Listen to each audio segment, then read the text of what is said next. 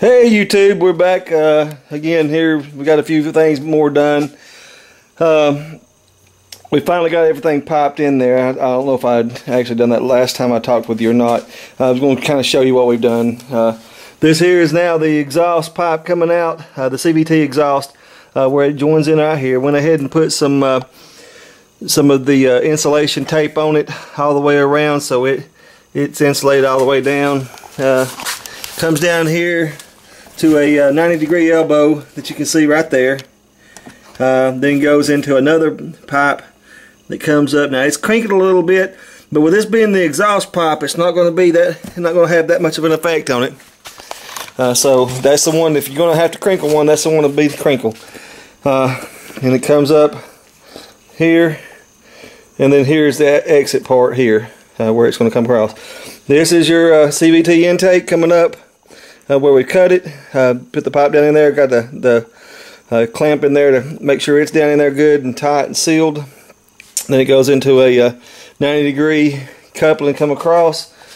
Went ahead and we put a rubber boot, a 1/2 to 1/2 rubber boot in there. That way if we had to take this thing off, we can take it off without having to tear up the whole piping system. If we have to cut it or whatever, we can always take this off and replace just small parts rather than having to replace large parts. And then it comes out here, so that'll be your intake for your CVT right here. This is your intake for your carburetor or for your fuel system. As you can see, it goes back to the fuel box there. I've actually got another piece I'm going to put on here. But what we've done here is we put this with a rubber boot, with a 1/2 to 2 inch rubber boot.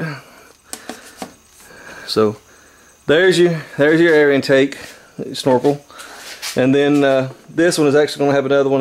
I'm sorry, right here.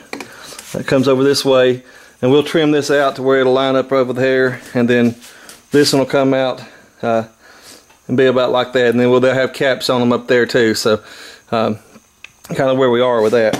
I wanted you to see how we did that with the snorkel system. Also, another thing I've done is I've got some trim for it, like a door trim that you'd get at Advanced Auto, AutoZone, that kind of thing there. You can see what it is. It's a door edge guard, professional auto trim. And what I'm using that for is to go around the hole that I cut into the gauge cluster thing here. You can see it just gives it a nicer look there. I'll go in there and I'll cut here, and then it'll look like it's meant to be there instead of being jagged and edged like it was. So that's where we are right now. Slowly getting there, taking our time. Not in no hurry at this point in time. Still waiting on the raid relocate to get here. It's going to be nice when it gets here. It'll be a surprise. I won't tell you what it's going to look like, but it is going to be a custom rad relocate with a custom screen on it. So going to be pretty sharp. And that's where we are. Just wanted you to have an idea where we were to this point. So that's it. All right.